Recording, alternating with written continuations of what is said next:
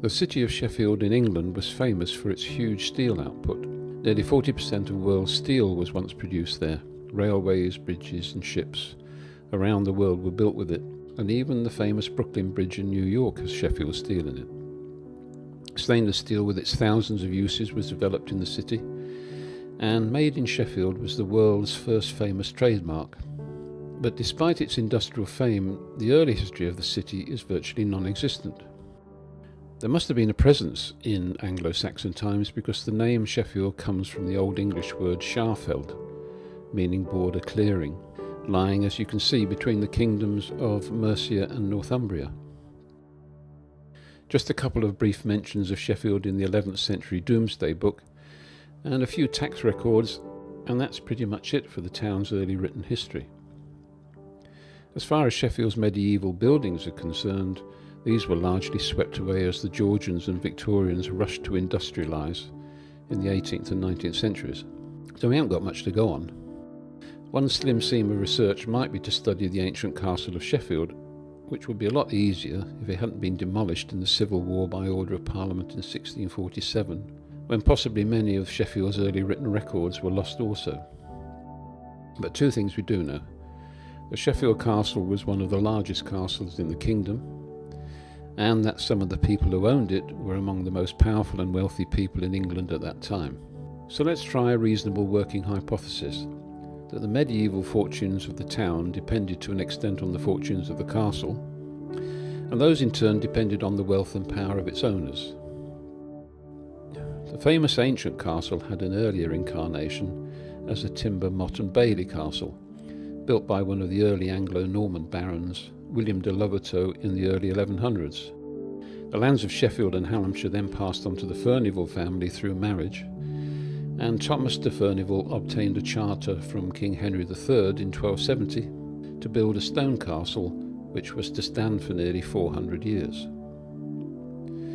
Adjoining the castle was a 2,000-acre deer park with ponds for fishing and fowling. Thomas didn't live long to enjoy his work, however. He died and was buried in his castle in 1279. The next Lord Furnivall, also Thomas, probably did more for Sheffield than any other early landowner. The people were freed from many of their feudal ties, and Sheffield became a free borough with a municipal court and trial by jury. In 1296, King Edward I granted Sheffield a weekly market and an annual 3-day fair. The area West Bar gets its name from the toll bar where people from outside Sheffield were charged to come to the weekly market.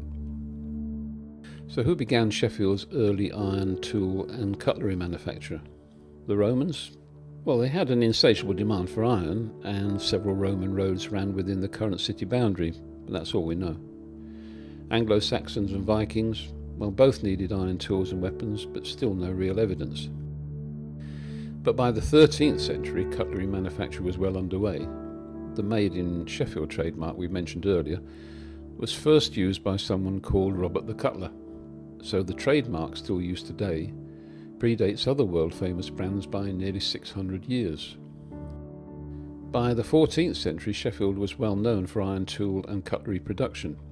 Even Geoffrey Chaucer at the Royal Court in London mentioned in one of his Canterbury Tales of around 1385 a Sheffield thwittle, or sharp all-purpose knife, worn at the belt by just about everyone. But what effect did the Black Death of 1348 to 1352 have on Sheffield? Inevitably, there are very few records. Some things we do know are that between 30 and 40% of the population of England must have died, and many, many thousands of people migrated looking for work. The 300-year-old feudal system was damaged beyond repair. Landowners were desperate for workers and began paying wages, and those wages rose through lack of skilled labour. Cheap unused land was available for profitable meat production, reducing demand for crops. And as a result, overall productivity increased and real wealth per person shot up. How did all this affect Sheffield? Well, the death rates from the plagues must have been similar, but the subsequent rise in wages for over 50 years must have had a significant effect on the prosperity of a town, providing tools, knives and cutlery for all those who can now afford them. Sheffield may also have provided weapons for the local lords involved in the 100 Years' War between England and France. In the early years of the 15th century, Sheffield Castle passed through marriage to John Talbot, the first Earl of Shrewsbury, and one of the most famous military leaders of his generation, even being mentioned in Shakespeare's Henry VI, Part 1.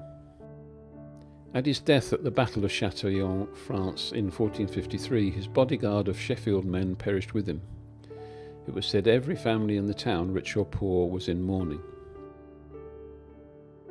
The population of England kept falling, and so too demand.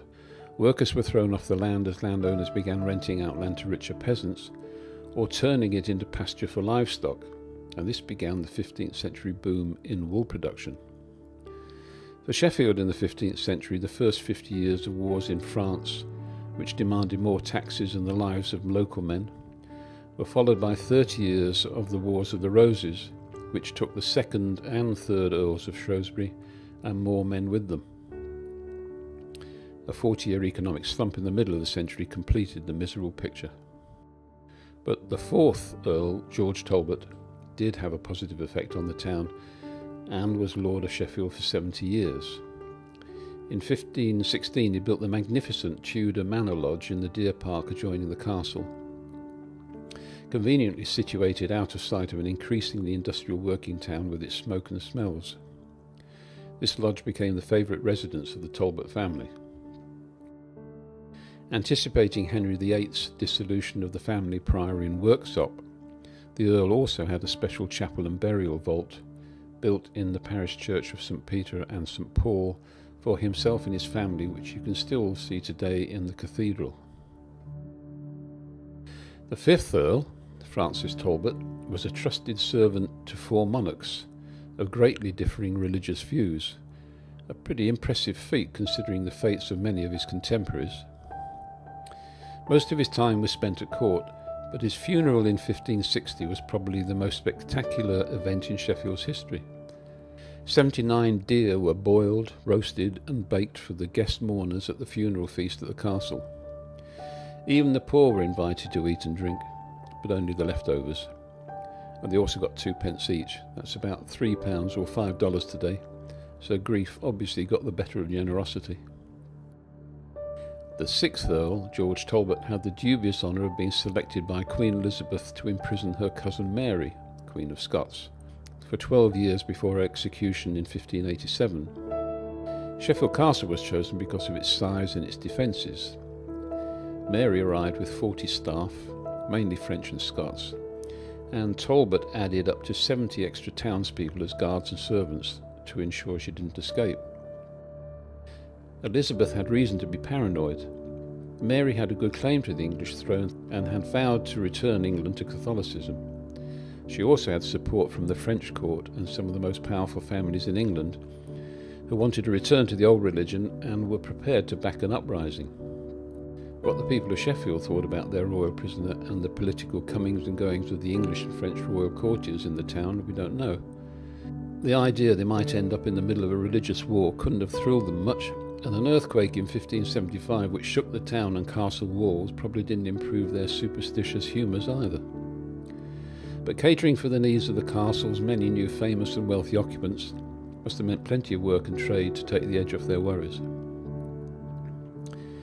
By the end of the century, with Mary gone and George Talbot's death in 1590, Sheffield seems to have slipped into bad times. You can see more about that and the end of the castle in the third video. In the next video we'll look at the 1378 Sheffield poll tax rolls, and quite often this sort of stuff can put a glass eye to sleep, but in Sheffield's case it does throw up some fascinating insights into its medieval life. In the meantime, thanks for watching.